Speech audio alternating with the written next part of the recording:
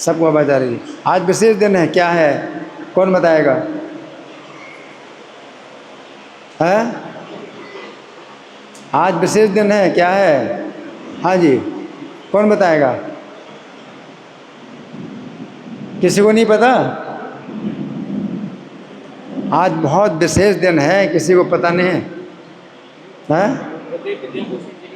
बलदेव विद्याभूषण जी का तिरुभाव है।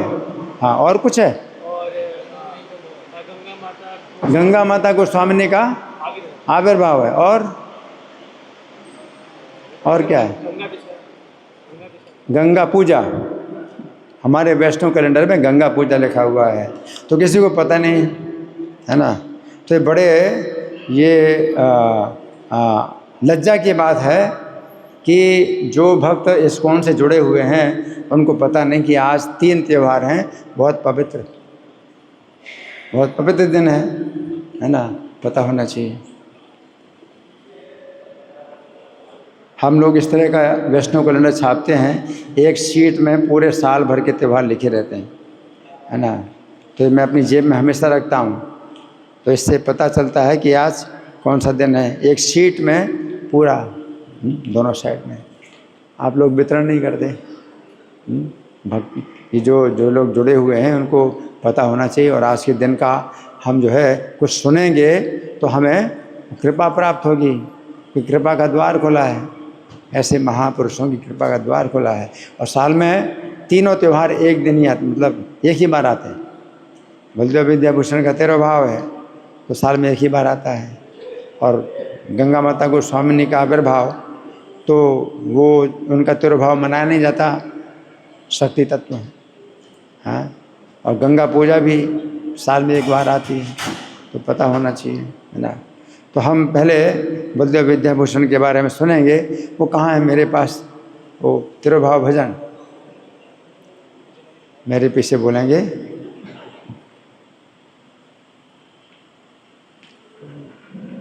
जिसमें नहीं, इसमें नहीं है तो मैं ले आया, मैं अपने साथ लाया हूँ। आपके पास नहीं है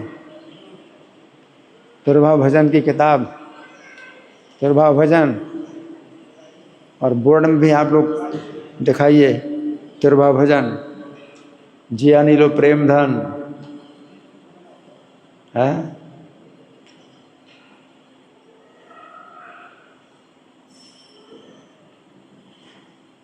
तो जिसमें एक बार हम बोलेंगे आचार्य ठाकुर और दूसरी बार बोलेंगे बलदेव ठाकुर, बलदेव ठाकुर। जिया नीलो प्रेम धन करुणा प्रचुर,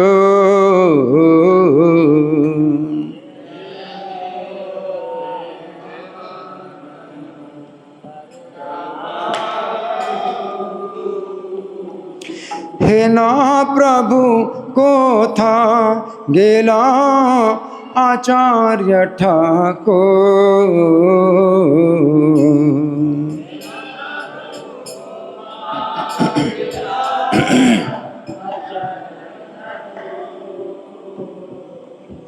हे ना प्रभु को था गेला बलदेव ठाकुर।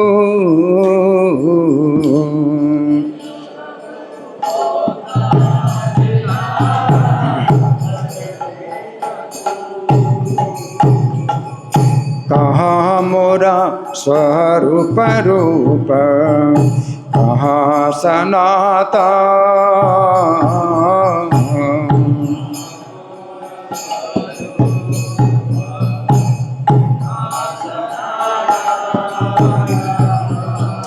कहाँ दास रघुनाथ पतित पावन।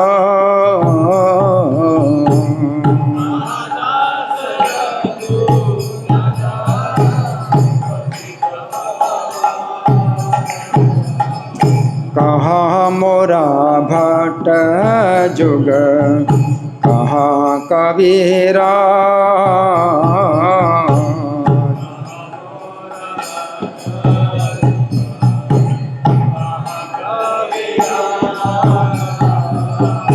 एक काले को था गेला गोरा नटराज।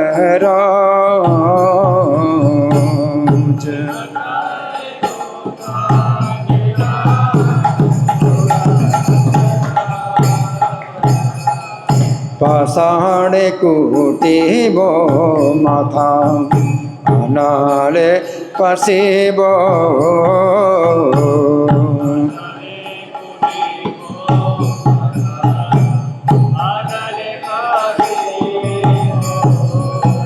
गौरांग गुणेरा निधि कोता गेले पाबो।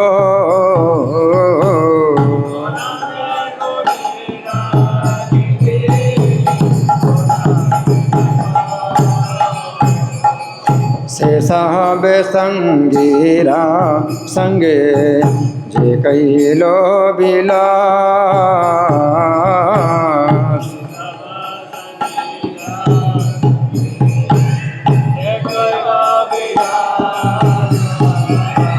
से संग न पाइया कांदे नरोत्तम दास।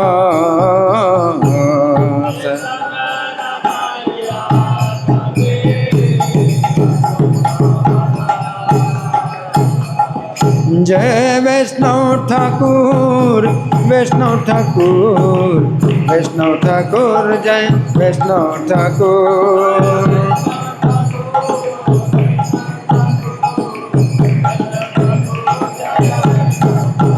नित्य गौर हरि बोल हरि बोल हरि बोल हरि बोल।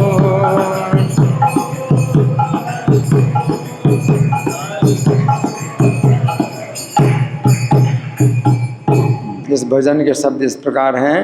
जे अनिलो प्रेम धन करुणा प्रचुर। जो प्रेम धन लेकर के आए, क्यों? प्रचुर करुणा के कारण। हेना प्रभु कोथा गेला आचार्य ठाकुर बलदेव विद्याभूषण ठाकुर। वैसे बलदेव विद्याभूषण ठाकुर कहाँ चले गए? कहाँ मोरा स्वरूप रूप, मेरे स्वरूप दामोदर कहाँ हैं? मेरे रूप गोस्वामी कहाँ हैं? कहाँ सनातन गोस्वामी कहाँ हैं?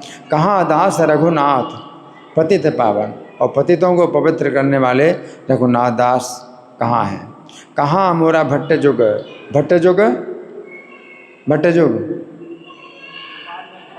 गोपाल भट्ट गोस्वामी और रघुनाथ भट्ट गोस्वामी कहाँ गए? कहाँ कविराज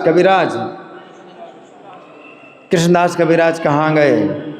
एक काले कोथा गेला गोरा नटराज, और अनायास कहाँ चले गए? गोरा नटराज चैतन्य महाप्रभु कहाँ चले गए? पाषाणी कुटीबो माथा, मैं अपने माथे को पत्थर से फोड़ूंगा। अनले पसीबो, अथवा अग्नि में प्रवेश करूं। गौरांगा गुणेरा निधि कोथा गेले पावो, तो गुणों के भंडार गौरांग को किस प्रकार प्राप्त करूं? से सब संगीरा संगे जे कैलो विलास, जो जितने संगी थे भगवान के, उन्होंने भगवान के साथ लीला विलास किया। से संग न पाया कांदे नरोत्तम दास, उनका संग ना पा करके नरोत्तम दास रोते हैं। तो आज बलदेव विद्याभूषण का तिरुभाव दिवस है, और चूँकि साल में एक ही दिन आता है इनको याद करने का। क्यों? क्योंकि इनका आविर्भाव दिवस हमारे वैष्णव कैलेंडर में नहीं आता, तो साल में एक ही दिन आता है। तो हम जो है इनके बारे में कुछ सुनेंगे। बलदेव विद्याभूषण देखिए, हमारे जो है जो हमारी चैतन्य महाप्रभु से जो शिष्य परंपरा आ रही है, तो उसमें बलदेव विद्याभूषण कहाँ हैं और कहाँ नहीं हैं हमें पता होना चाहिए।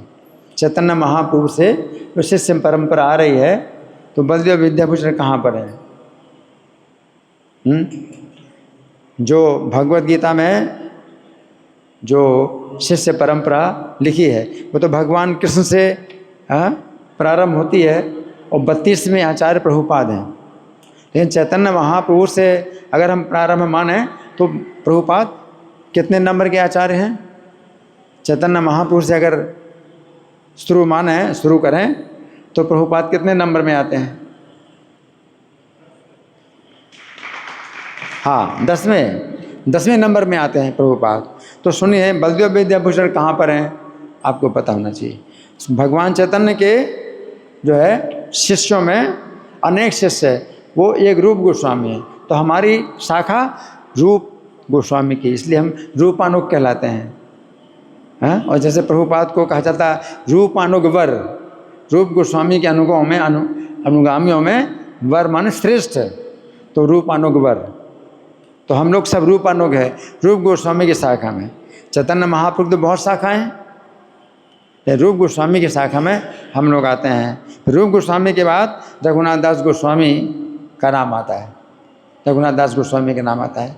तो रघुनाथ दास गोस्वामी रूप गोस्वामी के शिष्य क्यों? ये दीक्षा के अनुसार नहीं है, ये जो परंपरा है शिक्षा के अनुसार है, दीक्षा के अनुसार नहीं है। तो रघुनाथ दास गोस्वामी क्यों आते हैं रूप गोस्वामी के बाद? क्योंकि रघुनाथ दास गोस्वामी जब चैतन्य महाप्रभु के साथ 18 साल तक जगन्नाथपुरी में रहे और व्यक्तिगत उनको संगति प्राप्त हुई, और जब चैतन्य महाप्रभु नित्य लीला में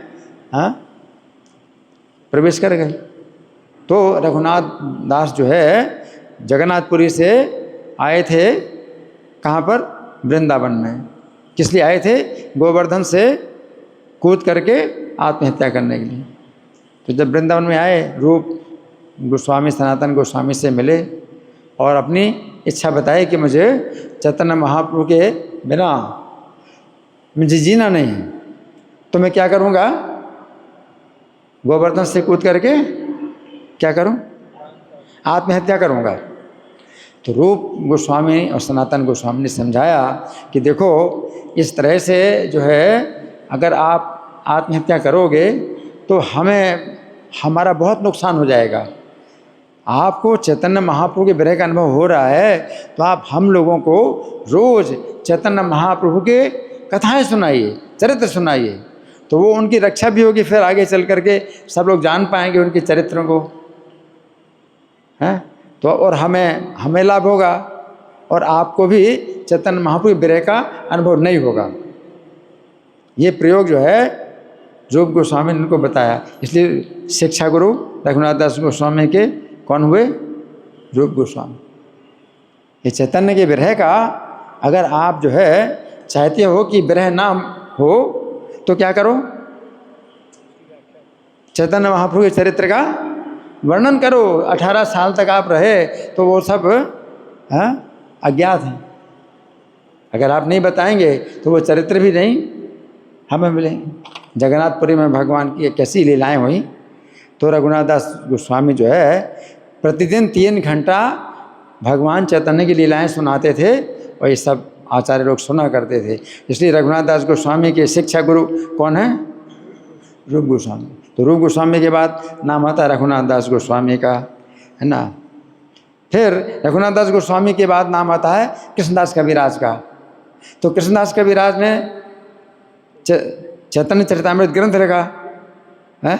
तो चैतन्य चरितामृत जो ग्रंथ लिखा, तो वो किससे सुन करके लिखा? रघुनाथ दास गोस्वामी जो सुनाते थे। हालांकि इन्होंने ये तो जो रघुनाथ दास गोस्वामी ने तो वो लीलाएं सुनाई जो अंतिम लीलाएं हैं चैतन्य महाप्रभु की जगन्नाथपुरी में, है ना। लेकिन जो आदि लीला और मध्य लीला का वर्णन वो तो उन्होंने स्वरूप दामोदर की कड़चा से उन्होंने चैतन्य चरितामृत में लिखा, है ना। लेकिन विशेष रूप से कृष्णदास कविराज ने चैतन्य चरितामृत की रचना की थी। किस कारण से? कि उनकी अंतिम लीलाओं का विस्तार से वर्णन किया जाए। चैतन्य भागवत में वो नहीं है। तो वो अंतिम लीलाएं चैतन्य महाप्रभु की वो किससे उन्होंने सुनी? रघुनाथ दास गोस्वामी से ज़्यादा सुनी। इसलिए रघुनाथ दास गोस्वामी के शिक्षा गुरु कौन है? रूप गोस्वामी नहीं, कृष्णदास कविराज के शिक्षा गुरु कौन है? रघुनाथ दास गोस्वामी। इसके बाद कृष्णदास कविराज से नरोत्तम दास ठाकुर। तो नरोत्तम दास ठाकुर जिस समय जीव गोस्वामी से शिक्षा प्राप्त कर रहे थे, नरोत्तम दास ठाकुर और श्यामानंद प्रभु और श्रीनिवास, है ना, हाँ, 3 शिष्य थे। तो उसी समय कृष्णदास कविराज भी जो है ये चैतन्य चरितामृत लिख रहे थे। तो वर्णन तो नहीं आता, ये नरोत्तम दास ठाकुर ने भी कृष्णदास कविराज से वो चैतन्य चरितामृत प्राप्त किया होगा, भगवान चैतन्य का चरित्र। इसलिए इसमें भक्ति सिद्धांत सरस्वती ठाकुर ने ये शिष्य परंपरा बनाई है। तो हमारा अंदाज़ा यही है कि नरोत्तम दास ठाकुर को कृष्णदास कविराज से जो है चैतन्य चरितामृत सीखने को मिला, तो इसलिए नरोत्तम दास ठाकुर उनके शिष्य हैं। नरोत्तम दास ठाकुर के शिष्य विश्वनाथ चक्रवर्ती ठाकुर है ना। तो इनका भी जो है ऐसे वर्णन नहीं मिलता कि कब मिले, कैसे हुए विश्वनाथ चक्रवर्ती ठाकुर, लेकिन भक्ति सिद्धांत सरस्वती ठाकुर ने अगर शिष्य परंपरा में इनका नाम लिखा है तो नरोत्तम दास ठाकुर से इन्हें कुछ शिक्षा जरूर प्राप्त हुई होगी, विश्वनाथ चक्रवर्ती ठाकुर। फिर विश्वनाथ चक्रवर्ती ठाकुर के जो शिष्य हैं वो 2 शिष्य बताए गए हैं। एक तो बलदेव विद्यानिधि, बलदेव विद्याभूषण, दूसरे जगन्नाथ दास बाबा जी, विश्वनाथ चक्रवर्ती ठाकुर। तो जगन्नाथ दास बाबा जी की शाखा में हम आते हैं, बलदेव विद्याभूषण की अलग शाखा है ना। तो जो है विश्वनाथ चक्रवर्ती ठाकुर के बाद में जगन्नाथ दास बाबा जी की शाखा में हम आते हैं, और बलदेव विद्याभूषण की शाखा अलग है। तो यहाँ पर जो है हमारी जो आचार्यों की परंपरा में बलदेव विद्याभूषण का नाम आता है, ठीक है ना। कि जगन्नाथ दास बाबा जी से भक्तिविनोद ठाकुर ने विशेष शिक्षाएं प्राप्त की, और विशेष रूप से भक्तिविनोद ठाकुर को भगवान चैतन्य के जन्म स्थान का क्या है पुष्टिकरण प्राप्त हुआ। जब जगन्नाथ दास बाबा जी ने पुष्टिकरण किया कि यही जन्म स्थान है, असली जन्म स्थान है, तब लोगों ने माना, क्योंकि जगन्नाथ दास बाबा जी का बहुत सम्मान था। तो भक्तिविनोद ठाकुर के गुरु, शिक्षा गुरु कौन है? जगन्नाथ दास बाबा जी। फिर भक्तिविनोद ठाकुर के शिक्षा गुरु नहीं, शिष्य गौर किशोर दास बाबा जी। तो गौर किशोर दास बाबा जी उनके शिष्य हैं, क्योंकि वे जो है भक्तिविनोद ठाकुर से जो प्रवचन है वो सुना करते थे, गौर किशोर दास बाबा जी। ये सब दीक्षा के अनुसार नहीं है, शिष्य परंपरा शिक्षा के अनुसार है। गौर किशोर दास बाबा जी से फिर भक्ति सिद्धांत सरस्वती ठाकुर, जिन्होंने दीक्षा ली, दीक्षा भी ली, शिक्षा भी ली, दीक्षा भी ली। और भक्ति सिद्धांत के बाद श्रील प्रभुपाद भी दीक्षा भी ली और शिक्षा भी प्राप्त की। इस प्रकार से प्रभुपाद चैतन्य महाप्रभु शिष्य परंपरा के बाद 10वें आचार्य हैं, है ना। तो बलदेव विद्याभूषण का बहुत विशेष योगदान है।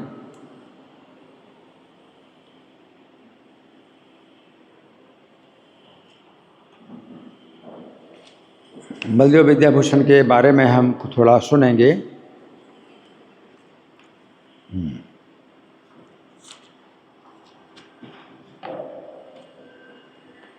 बलदेव विद्याभूषण उड़ीसा में रेमुणा के निकट प्रकट हुए थे। अपनी युवावस्था में उन्होंने संस्कृत व्याकरण, काव्य और न्याय शास्त्र का पूर्ण ज्ञान प्राप्त कर लिया। शंकराचार्य और मध्वाचार्य के भाष्यों का विवेचन करने के बाद उन्होंने मध्वाचार्य की शिष्य परंपरा में दीक्षा ग्रहण की थी। अब दीक्षा के अनुसार तो मध्वाचार्य के जो है शिष्य परंपरा में थे। तो विद्याभूषण, बलदेव विद्याभूषण दिग्विजयी पंडित बन गए। दिग्विजयी का मतलब क्या है? दिग का मतलब दिशा, और विजय माने जीतने वाले, दिशाओं को जीतने वाले। चारों दिशाओं में जो जाकर के शास्त्रार्थ करे और विजय प्राप्त करे, सब पंडितों के ऊपर विजय प्राप्त करे, उसको क्या बोलते हैं? दिग्विजयी। तो दिग्विजयी पंडित थे कौन? बलदेव विद्याभूषण दिग्विजयी पंडित बन गए और तीर्थ स्थानों का भ्रमण करते गए। जहाँ भी जाते थे स्थानीय ऋषियों से, विद्वानों से, सन्यासियों से शास्त्रार्थ करते थे और उनको पराजित करते थे। तो मध्वाचार्य की शिष्य परंपरा में थे। फिर जगन्नाथपुरी में राधा दामोदर गोस्वामी से भगवान चैतन्य के जो है सिद्धांत की इन्होंने जो है शिक्षा प्राप्त। चैतन्य महापुरुष सिद्धांत जो है मध्वाचार्य का ही शिष्य परंपरा में है चैतन्य महापुरुष सिद्धांत, लेकिन और ज़्यादा परिष्कृत रूप में है, जिसे बोलते हैं अचिंत्य भेद अभेद तत्व। मध्वाचार्य का सिद्धांत है द्वैतवाद और चैतन्य महाप्रभु का अचिंत्य भेद अभेदवाद, वो और ज़्यादा परिष्कृत है। तो इन्होंने गौड़ी वैष्णव के रूप में परिणत हो गए। अब मध्व संप्रदाय से गौड़ी वैष्णव संप्रदाय में आ गए, है ना। वृंदावन में इन्होंने विश्वनाथ चक्रवर्ती ठाकुर के अधीन श्रीमद् भागवत का अध्ययन किया। तो विशेष रूप से विश्वनाथ चक्रवर्ती ठाकुर के शिष्य कहे जाते हैं। तो श्रीमद् भागवत का अध्ययन किया विश्वनाथ चक्रवर्ती ठाकुर से।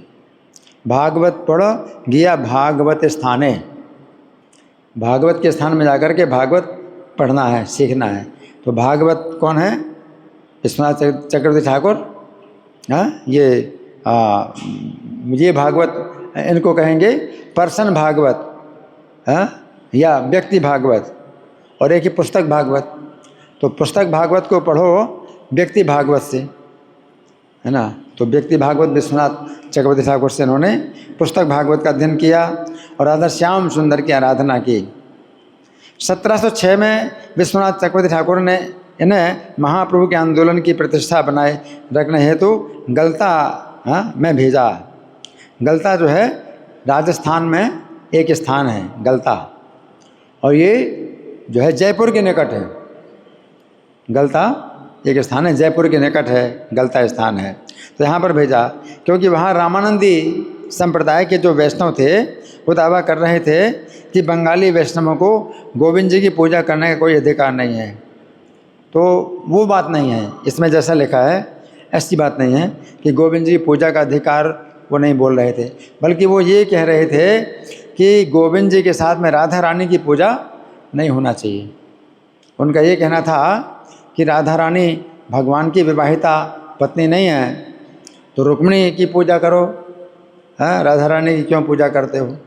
तो उन्होंने इस बात का जो है मतलब प्रश्न उठाया कि भाई आप मध्व संप्रदाय में अगर हैं तो इसके पहले मध्व संप्रदाय में मध्वाचार्य ने भी गोविंद के साथ में राधा रानी की पूजा नहीं की, तो आप मध्व संप्रदाय के हैं तो आप राधा गोविंद की पूजा कैसे कर रहे हैं, ये था। तो वो जो पुजारी थे राधा गोविंद के, वो गौड़ी संप्रदाय के पुजारी थे, तो उनके पास कोई उत्तर नहीं था। तो उन पुजारियों को जो है ठीक से उत्तर नहीं मिला, तो उन्होंने मतलब अपना संप्रदाय बता दिया, हम निम्बार्क संप्रदाय के, क्योंकि निम्बार्क संप्रदाय में राधा कृष्ण की पूजा होती है। तो उन्होंने अपना संप्रदाय बता दिया, हम निम्बार्क संप्रदाय के। तो फिर जो है जयपुर के जो महाराज थे वो जो है गौड़ी संप्रदाय के दीक्षित शिष्य थे।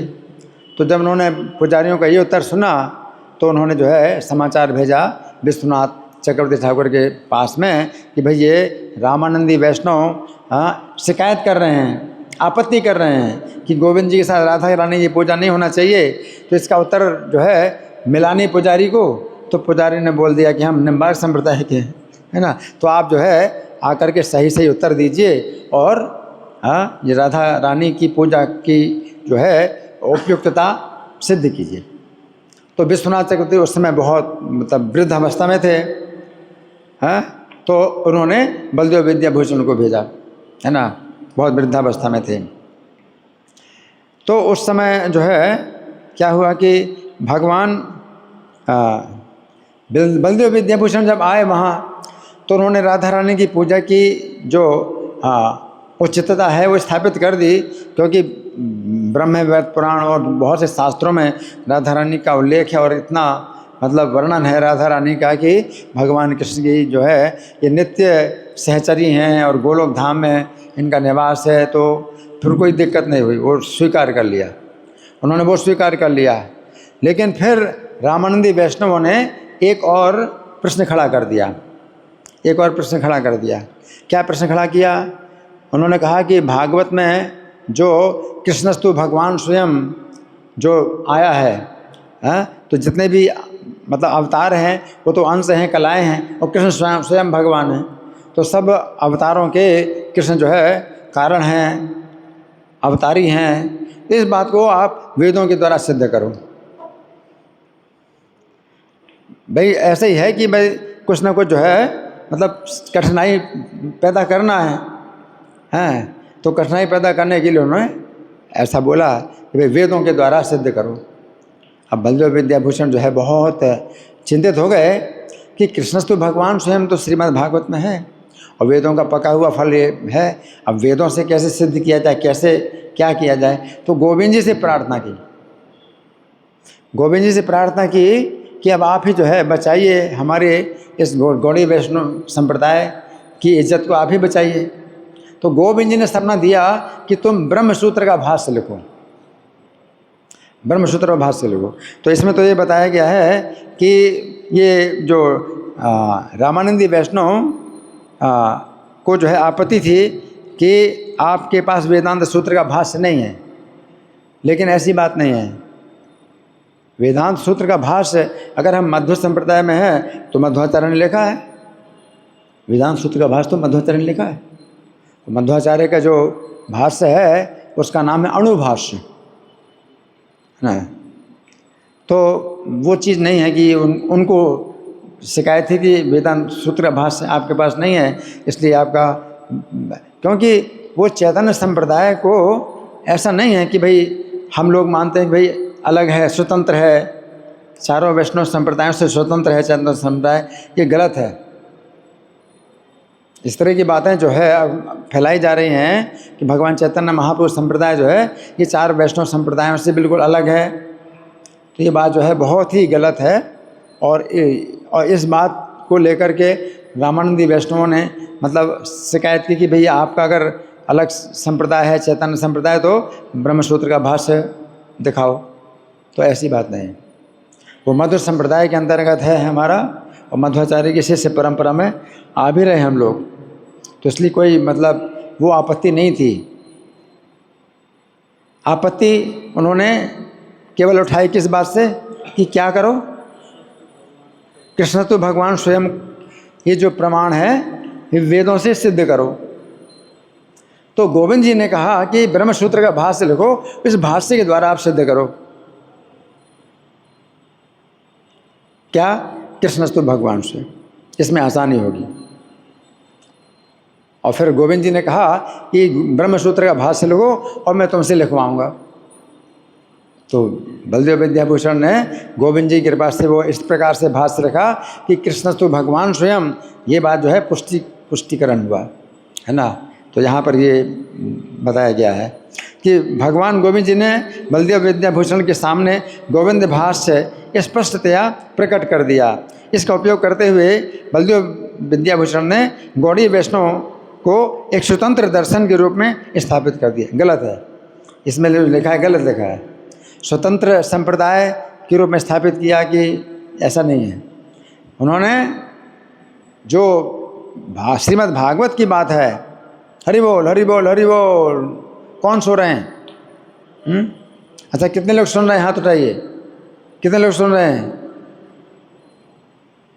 नहीं सुन रहे? बाकी लोग जो हाथ नहीं उठा रहे वो नहीं सुन रहे? सुन रहे? वो सुने ना सुने हाथ उठाएंगे नहीं।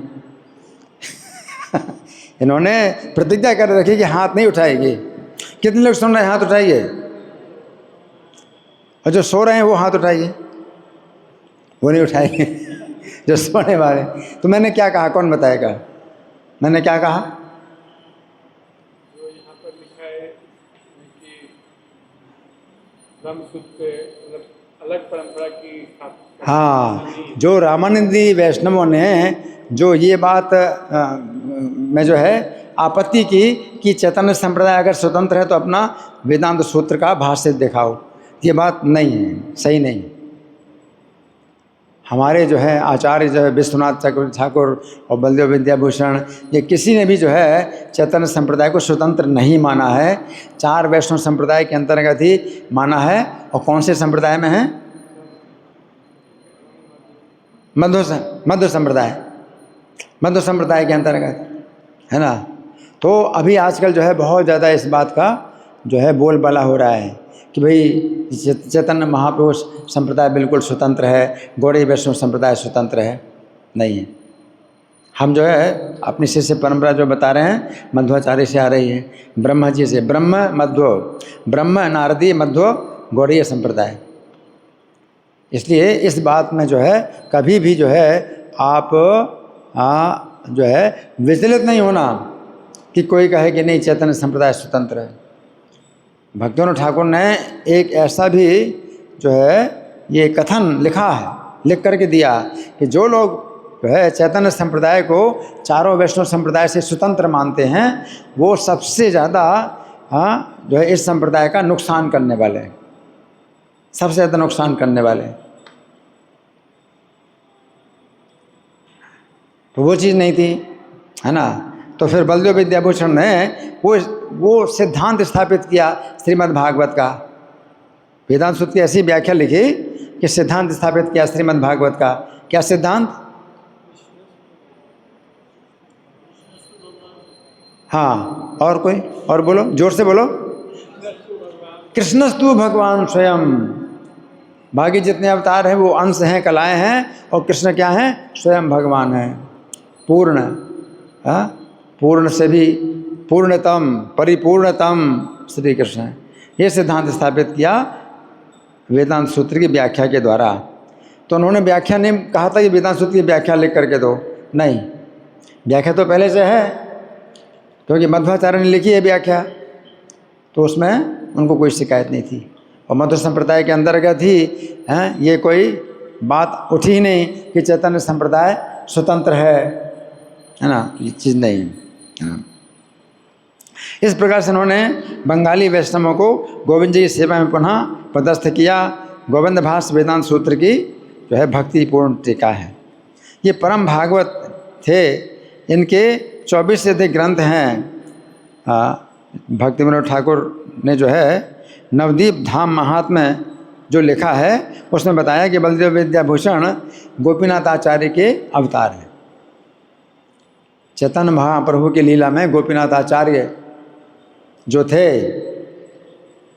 वही जो है आगे चल करके बलदेव विद्याभूषण के रूप में जन्मे, है ना। तो ये जो है ब्रज में इनका स्वरूप है रत्नावली राधा रानी की नित्य सेविका के रूप में। मतलब बलदेव विद्याभूषण चैतन्य लीला में कौन है? गोपीनाथ आचार्य। और ब्रज लीला में, नित्य लीला में क्या है?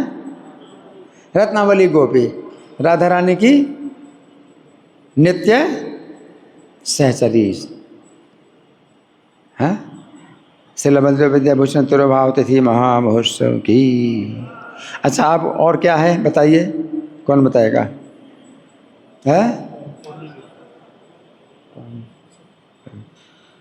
हाँ जी, और क्या है? और गंगा माता गोस्वामिनी, ठीक है। तो गंगा माता गोस्वामिनी का इसी में मिलेगा।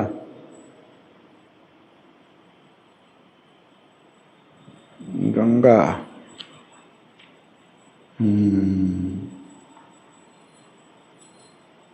ठीक।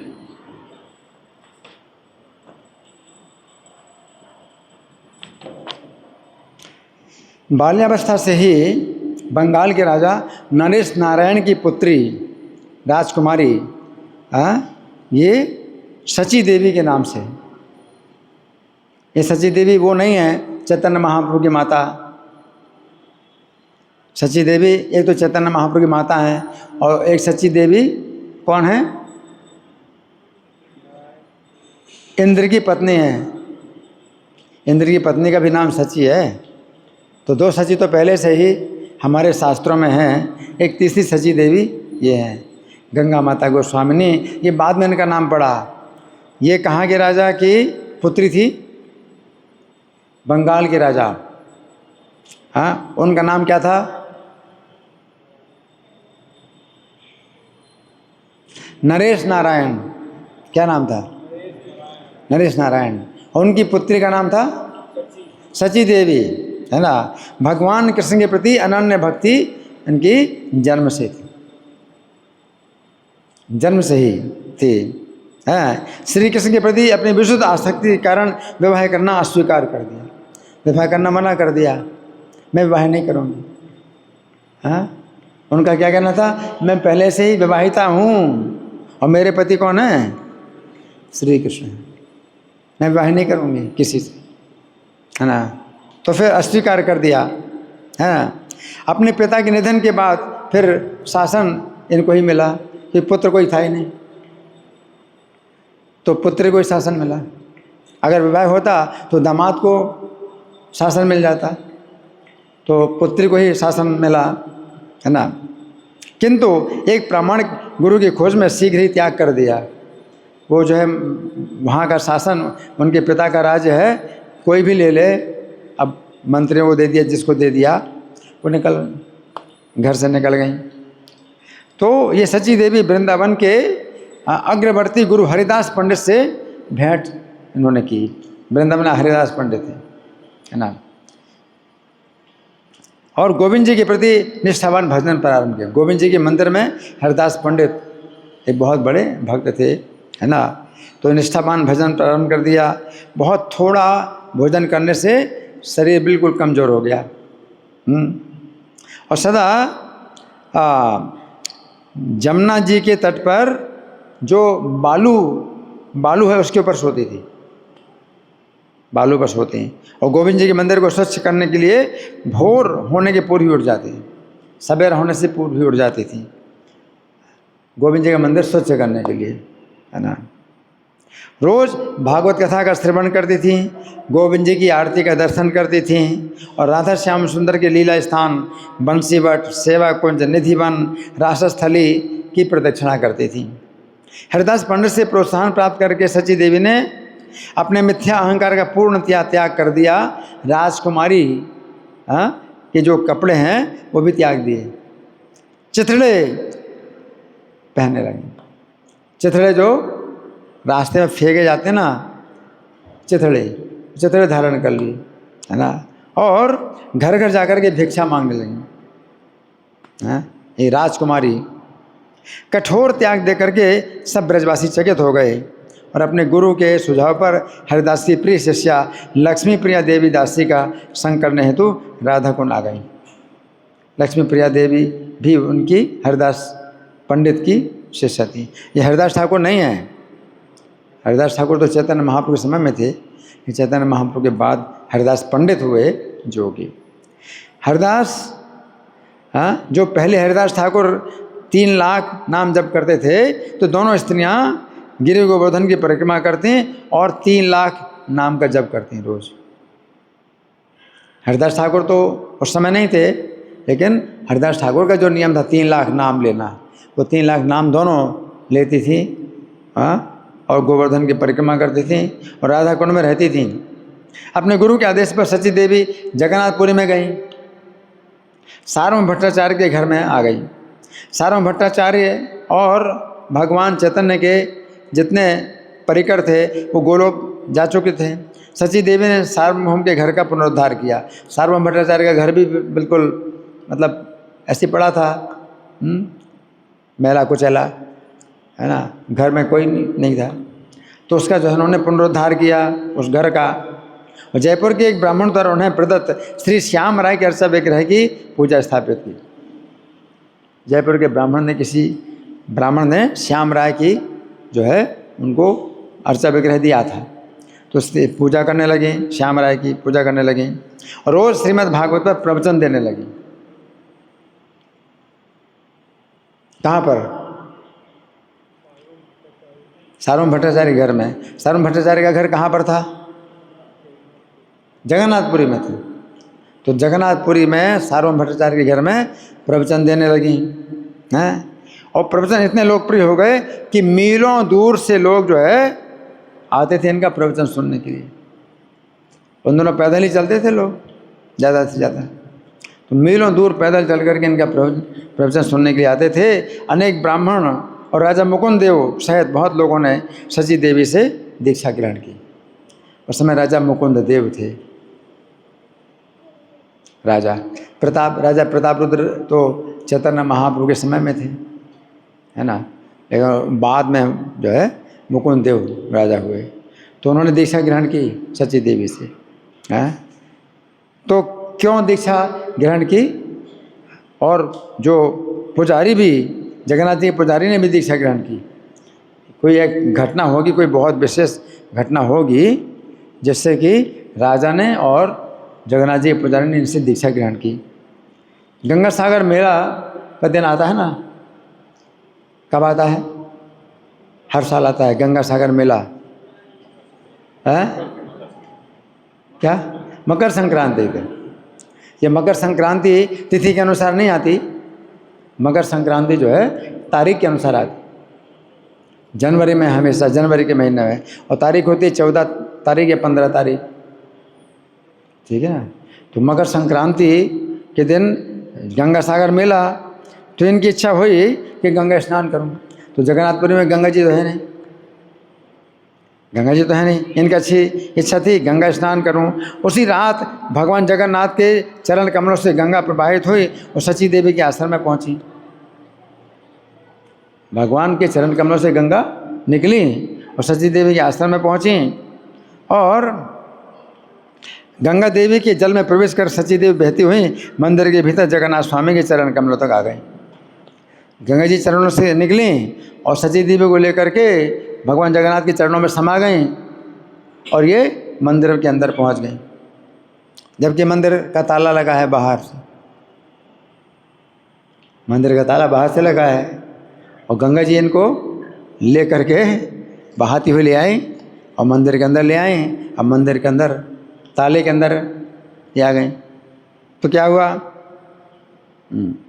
अगले दिन प्रातःकाल द्वार खोला तो पुजारी ने मंदिर के भीतर पा करके विस्मित हो गए। अरे ये स्त्री एक चोर स्त्री है, तो चोर समझ करके जेल भिजवा दिया। ताला खोला तो ये एक स्त्री यहाँ पर कैसे आई, ये चोर है, तो जेल में बंद कर दिया, जेल बंद। इस त्रुटि को देखकर भगवान जगन्नाथ पुरी के राजा और प्रमुख पुजारी के स्वप्न में प्रकट हुए, दोनों के स्वप्न में, और कहा आदेश दिया सची देवी को मुक्त करो, उनसे दीक्षा ग्रहण करो। आपने जो अपराध किया है उसका मार्जन करने के लिए क्या करो? उनसे दीक्षा लो। भगवान जगन्नाथ ने सपना दिया। किस किस को सपना दिया? कितने लोगों को सपना दिया? 2 लोगों को। कौन से 2 लोग? राजा मुकुंद देव और जो है वो जो पुजारी थे, तो उस दिन के उपरांत गंगा माता गोस्वामी के नाम से प्रसिद्ध हो गई। सची देवी का नाम फिर नहीं रहा, गंगा माता गोस्वामी के नाम से प्रसिद्ध हुई। तो श्रीमती गंगा माता गोस्वामी आविर्भाव तिथि महामहोत्सव की जय। अब है गंगा पूजा, है ना। तो गंगा पूजा 9 तो बज गए। तो यहाँ पर जो क्लास है वो आज भी 8:15 बजे के बाद शुरू हुआ। ऐसे डेली होता है क्या, या आज ही हुआ है?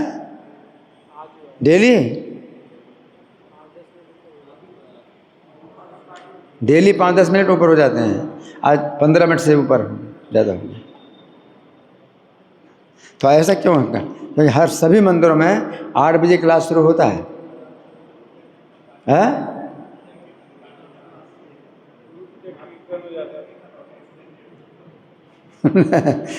नहीं, लेकिन नियम ऐसा है सभी मंदिरों में 8 बजे क्लास शुरू होना चाहिए, है ना।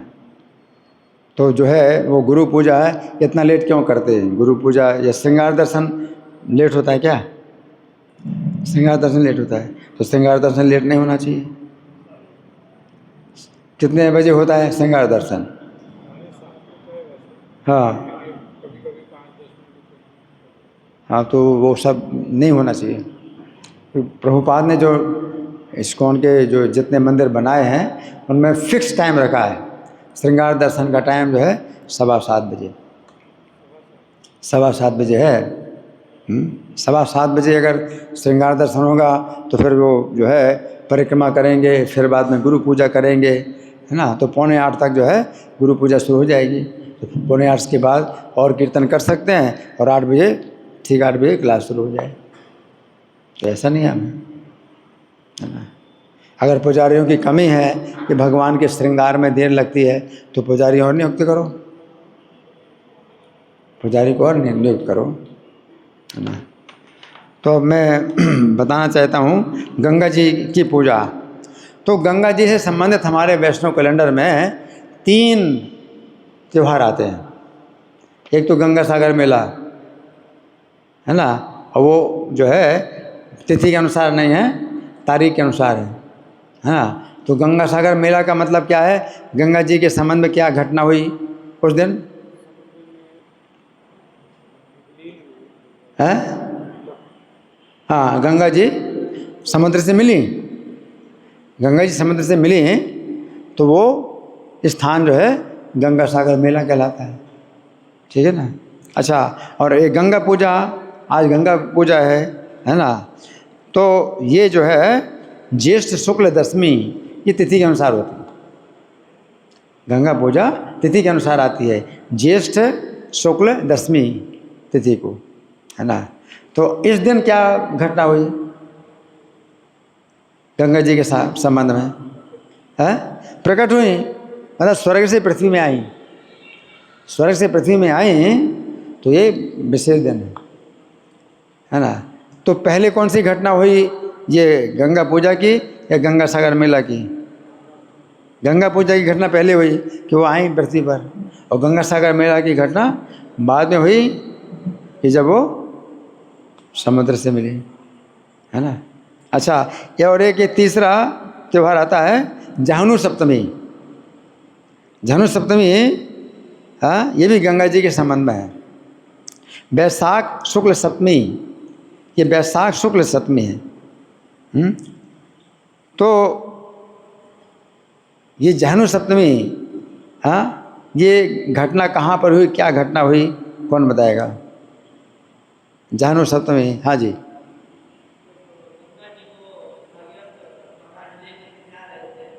गंगा जी को भगीरथ महाराज लेके जा रहे थे।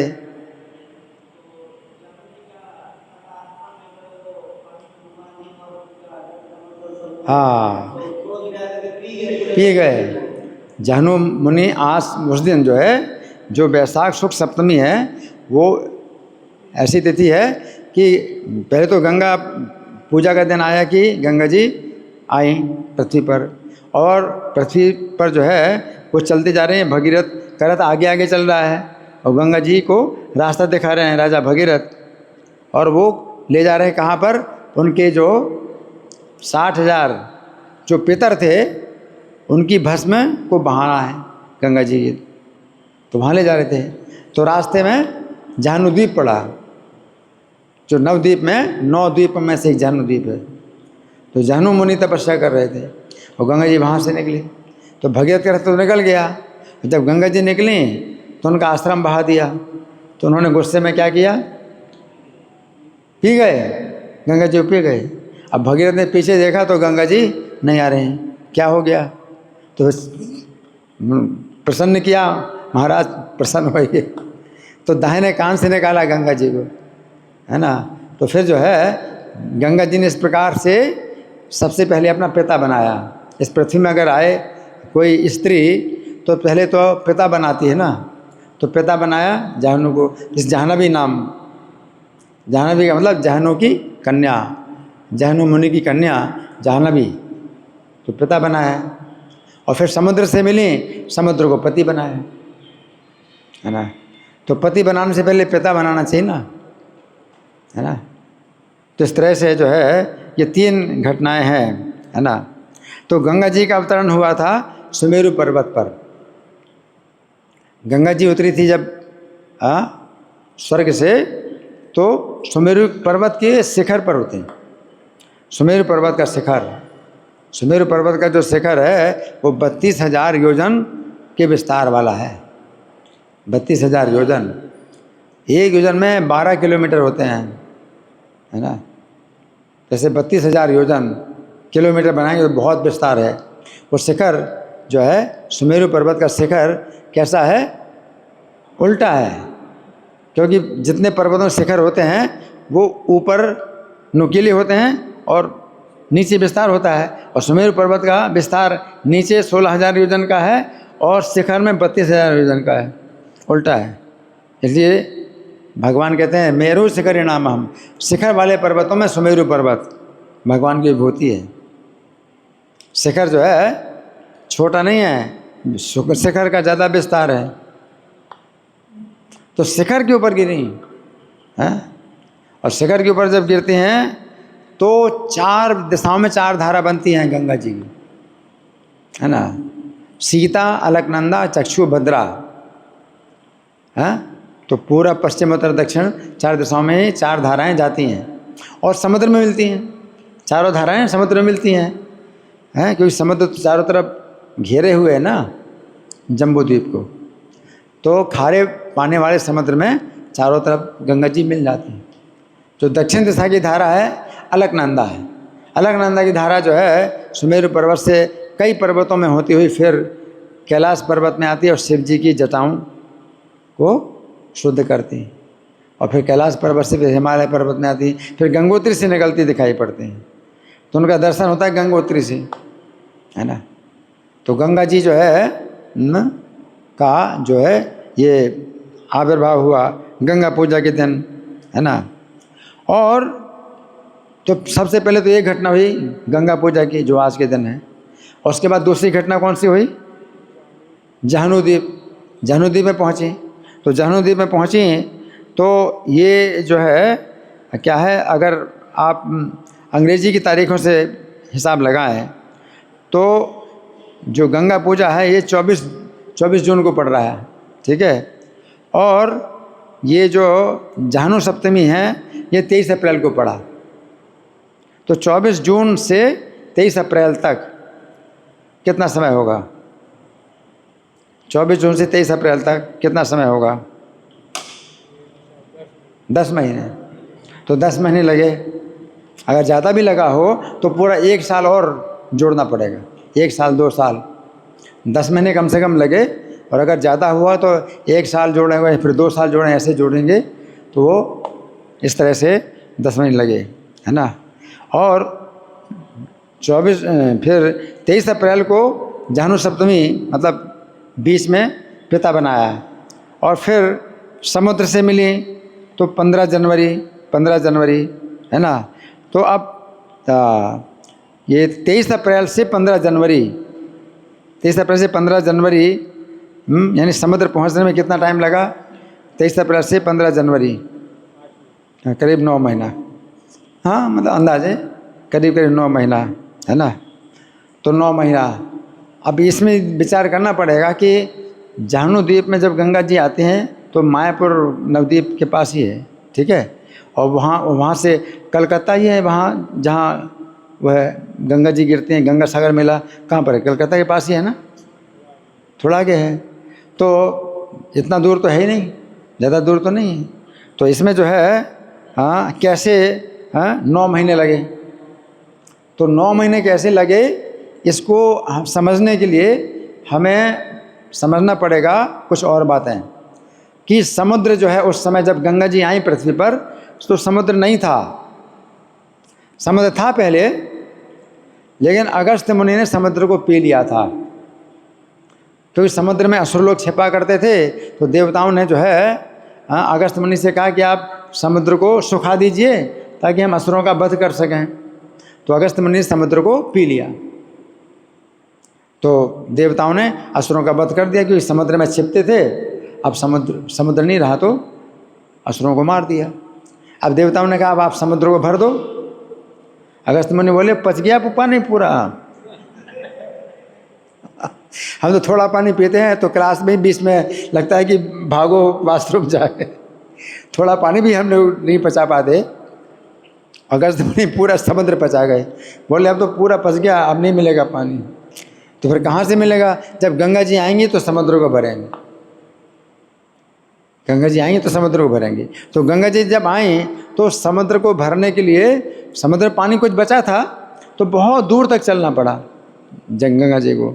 जो गंगा समुद्र से जब मिली तो वो तो उस समय बहुत दूर तक समुद्र, फिर जब भर गया तो अब गंगा सागर मेला यहाँ मनाया जाता है, जहाँ तक समुद्र है ना। ये पहले समुद्र बहुत दूर था, क्योंकि बहुत थोड़ा सा रह गया था पानी, तो बहुत दूर तक।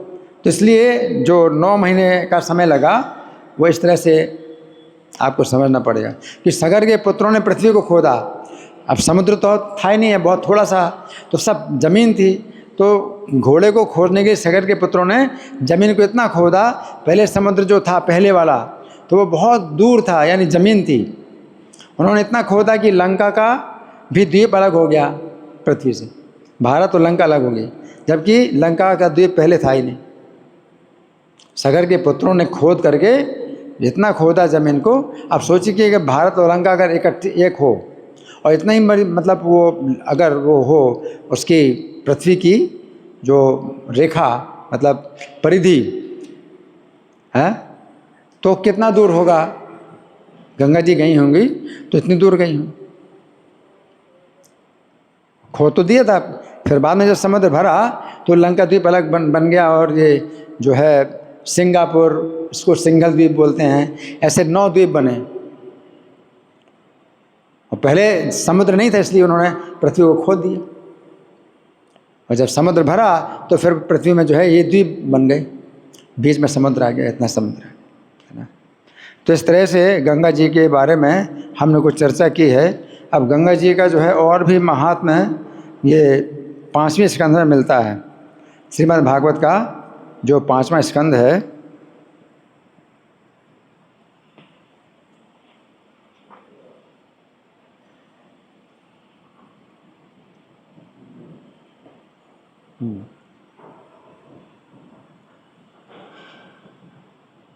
गंगा जी का बहुत महात्म्य है।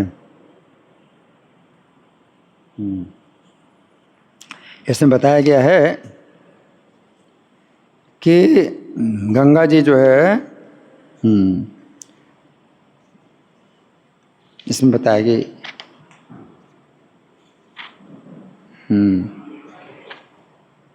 गंगा अवतरण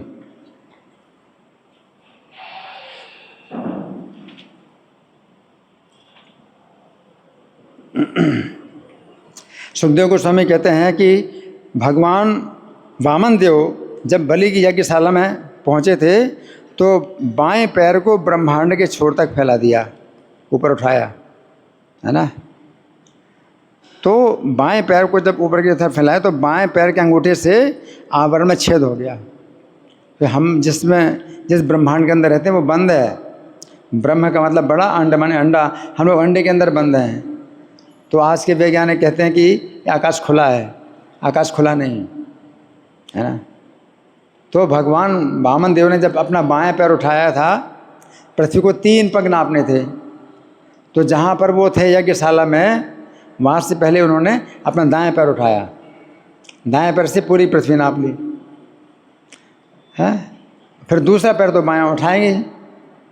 आप जब चलते हैं तो पहला कदम अगर दायां आपने आगे उठाया तो दूसरा फिर बाएं कदम उठाएंगे। तो बाएं कदम ऊपर की तरफ उठाया तो एक कदम से पृथ्वी नाप ली, है ना। अगर आप खड़े हैं और आपको चलना होता है तो पहले आप बायां पैर उठाते हैं या दाएं पैर उठाते हैं? बायां पैर उठाते हैं। कभी सोचा है? कभी याद नहीं आ रहा है? आप खड़े हो जाओ और फिर जब चलो तो देखो कौन सा पैर आगे है। दाएं पैर हमेशा उठाते हैं। जब आप चलते हो तो भगवान वामन ने दाएं पैर उठाया तो दाएं पैर से पृथ्वी को नाप लिया और बाएं पैर ऊपर उठाया तो स्वर्ग में तो अपनी एड़ी रख दी। तो वो इतना बड़ा पैर था कि स्वर्ग के ऊपर महरलोक, जनलोक, तपलोक, सत्यलोक से भी ऊपर ब्रह्मांड का आवरण को भी छेद कर दिया। उनका अंगूठा जो है, बाएं पैर का जो अंगूठे का नाखून भी कितना बड़ा था कि छेद कर दिया ब्रह्मांड है। तो छेद कर दिया तो इस छिद्र से निकले कारण समुद्र के विशुद्ध जल ने गंगा नदी के रूप में ब्रह्मांड में प्रवेश किया। कारण समुद्र की कुछ बूंदें भगवान के पैर में आ गई उस छिद्र से और वही जो है गंगा नदी बन गई। भगवान के चरणों में वो जल का स्पर्श हुआ तो जिंदा हो गया, जीवित हो गई, गंगा नदी बन गई, है ना। तो विष्णु के चरण कमलों को जो केसर से लेपित थे, धोने से गंगा का जल गुलाबी रंग का हो गया। गंगा के दिव्य जल के स्पर्श से क्षण भर में प्राणियों के मन शुद्ध हो जाते हैं। हाँ, और तो गंगा में ब्रह्मांड में प्रविष्ट होने के पहले गंगा विष्णु जी के चरण कमलों का स्पर्श करती हैं, इसलिए विष्णुपति कहलाती हैं। फिर बाद में इनके अन्य नाम पड़े, जाह्नवी, भागीरथी। भगीरथ लेके आए तो इसे भागीरथी कहलाती। वो धारा जो दक्षिण दिशा की धारा, अलकनंदा। गंगा की 3 धाराएं, 3 धाराओं में से जो अलकनंदा की धारा है स्वर्ग में मंदाकिनी कहलाते हैं विष्णुपति, फिर स्वर्ग में मंदाकिनी कहलाते हैं। और फिर जब सुमेरु पर्वत के ऊपर गिरती हैं तो 4 धाराएं, तो चक्षु, भद्रा, सीता, अलकनंदा, 4 धाराएं। फिर अलकनंदा वाली धारा है, अलकनंदा वाली धारा ही जो है फिर आगे चल कर के भागीरथी बनी, कि भगीरथ महाराज लेके आए इस धारा से अपने पितरों का उद्धार करने के लिए। और फिर जाह्नवी मुनि को पिता बनाया, तो जाह्नवी नाम पड़ा, है ना। तो 1000 युगों के बाद गंगा का जल ध्रुव लोक में आया। जब ब्रह्मांड के आवरण से जब निकला तो ध्रुव लोक में सबसे पहले आया गंगा जी का जल ध्रुव लोक में। कितना? 1000 युगों के बाद, 1000 युग लग गए, 1000 युग लग गए गंगा जी को ध्रुव लोक में आने में। ब्रह्मांड का सबसे ऊपर का लोक है, और ध्रुव लोक से के नीचे पे सप्तर्षि, 7 ऋषियों के लोक हैं, उनमें जाती हैं, है ना। तो बताया कि ये विष्णु जो है भगवान विष्णु के चरण कमलों का जल है, तो ध्रुव महाराज भक्ति पूर्वक अपने सिर में धारण करते हैं और अश्रु की धारा बहाते हैं और शरीर पुलकायमान होता है ना। ध्रुव लोक के नीचे वाले लोकों में सप्तर्षि, मरीचि, वशिष्ठ, अत्रि, अंगिरा, ये सब जो है सप्तऋषि हैं। तो गंगा जल के प्रभाव से परिचित होने के कारण ये सप्तऋषि भी सिर की जटाओं पर धारण करते हैं गंगा जी को, और यही निष्कर्ष निकालते हैं कि यही परम धन है, समस्त तपस्याओं की सिद्धि यही है, और दिव्य जीवन बिताने का सर्वश्रेष्ठ साधन है। पूर्ण पुरुषोत्तम भगवान की सतत भक्ति होने के कारण ये सातों ऋषि क्या हैं? भक्ति को ही जीवन की परम सिद्धि मानते, परम भक्त हैं सप्तऋषि, है ना। इसमें ध्रुव लोक से जो है 7 लोकों को पवित्र करने के बाद गंगा जी का जल करोड़ों देवताओं के विमानों द्वारा अंतरिक्ष में ले जाया जाता है। यानी सप्तऋषियों के लोक से फिर स्वर्ग में बहती हैं गंगा जी, और स्वर्ग में बहती हैं तो बहुत से देवताओं के, स्वर्ग तो मतलब बहुत से देवताओं के अलग अलग लोक हैं, तो हर लोक में अपने अपने विमानों के द्वारा गंगा जी को लाते हैं, अपने लोक, उनके लोक में बहती है, फिर उनके लोक में, फिर उनके लोक में, ऐसे जो है करोड़ों लोक हैं स्वर्ग में। तो करोड़ों विमानों के द्वारा जो है अंतरिक्ष को पवित्र करती हैं ना। और फिर चंद्रलोक में आती हैं अंत में, चंद्रलोक में, और फिर चंद्रलोक से फिर मेरु पर्वत पर आती हैं। मेरु पर्वत पर भी ब्रह्मा जी का एक आवास है, केंद्र में ब्रह्मा जी का आवास है। वो एक प्रकार से ऑफिस टाइप का है। सबसे ऊपर तो ब्रह्मलोक है ही है, लेकिन यहाँ पर ऑफिस टाइप का है, वो आवास ब्रह्मा जी का है, ब्रह्मपुरी कहलाते हैं। और चारों तरफ सुमेरु पर्वत के 4 दिशाओं में 4 लोकपालों के भी ऑफिस हैं, है ना। 4 दिक्पालों के, 4 दिशाओं के दिक्पाल हैं, उनके भी ऑफिस हैं। तो ये जो है गंगा जी 4 धाराओं में विभक्त हो जाती हैं, और सीता, अलकनंदा, चक्षु, भद्रा, है ना। तो सीता नामक धारा मेरु पर्वत की चोटी से ब्रह्मपुरी से होकर बहती हुई केसराचल पर्वतों के श्रृंगों पर पहुंचती हैं, और ये केसराचल पर्वतों से चलकर गंगा जी गंधमादन पर्वत के शिखर पर आती हैं, फिर भद्राश्व वर्ष की भूमि में बहती हैं, अंत में पूरब के लवण सागर में मिल जाती हैं।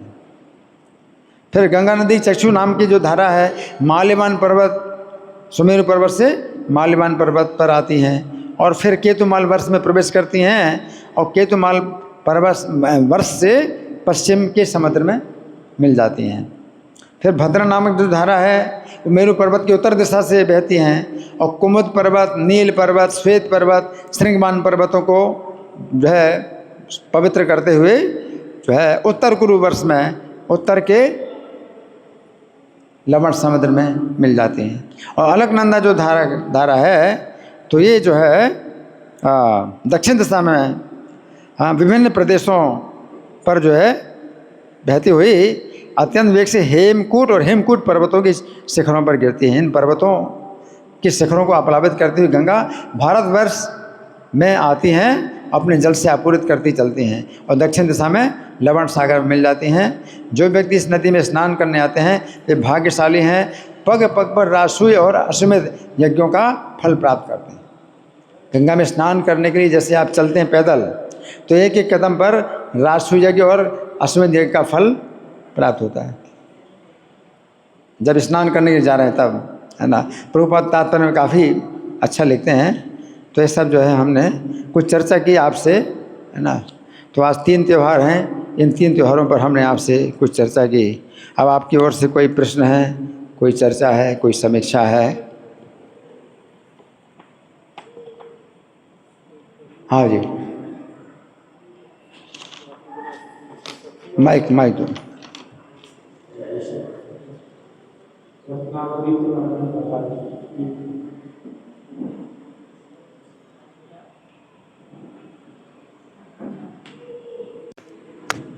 हरे कृष्णा प्रभु जी। आप बलदेव विद्याभूषण के बारे में बता रहे थे कि वो भगवान के नित्य लीला में श्रीमती राधा रानी की सहचरी रत्नावली। हाँ, तो सहचरी और सखी दोनों में फ़र्क होता है क्या? हाँ, ये सेविका है, राधा रानी की नित्य सेविका, ठीक है ना। सखी अलग होता है? हाँ, सखियाँ, राधा रानी की सखियाँ, अष्ट सखी उनमें मुख्य हैं। सखियों का कार्य होता है राधा और कृष्ण का मिलन कराना। जो राधा रानी की सखियाँ हैं वो राधा का संदेश कृष्ण को देती हैं, कृष्ण का संदेश राधा रानी को देती हैं, और किस समय कहाँ कौन स्थान में मिलन होगा वो जो है मिलन की व्यवस्था करते हैं, और सखियाँ होती हैं, है ना। और जो गोपियाँ हैं वो गोपियों का कृष्ण के साथ है अपना स्वतंत्र संबंध है, राधा रानी के संबंध में नहीं है। सब गोपियाँ अपने भाव को छिपाती हैं, कृष्ण के पास जाती हैं, तो वो अपनी कृष्ण से ही केवल उनका संबंध है, वो गोपियाँ हैं। उनमें से एक राधा रानी भी एक गोपी है ना। और जो मंजरियाँ हैं, मंजरियाँ केवल राधा रानी की सेवा में रहती हैं, उनको कृष्ण से कोई मतलब नहीं। अष्टमंजरियाँ भी हैं, है ना। तो ये मंजरियाँ भगवान को सबसे ज़्यादा प्रिय हैं, जबकि ये कृष्ण से कोई संबंध नहीं रखती, राधा रानी से संबंध रखती हैं। और राधा रानी से जितना कृष्ण प्रेम करते हैं उतना प्रेम कृष्ण से करती हैं, नहीं तो कृष्ण से उनका कोई मतलब नहीं। राधा रानी से जब देखते हैं कृष्ण प्रेम करते हैं तब कृष्ण से वो उतना प्रेम करती हैं। तो केंद्र में राधा रानी, तो वो कृष्ण को ज़्यादा प्रिय हैं मंजरिया, क्योंकि कृष्ण की आत्मा राधा रानी है। गोपियाँ अलग अलग गोपियाँ हैं, उनके कृष्ण के साथ ही संबंध है, राधा रानी से कोई मतलब नहीं। और सखियाँ हैं राधा और कृष्ण के बीच में कार्य करती हैं, और मंजरें केवल राधा रानी की सेवा करती हैं। ठीक है जी, धन्यवाद। हो गया? और किसी का कोई प्रश्न? श्रील बलदेव विद्याभूषण तिरुभाव तिथि महामहोत्सव की, श्री गंगा पूजा महामहोत्सव की, श्रीमती गंगा माता गोस्वामिनी आविर्भाव तिथि महामहोत्सव की, श्रील प्रभुपाद की।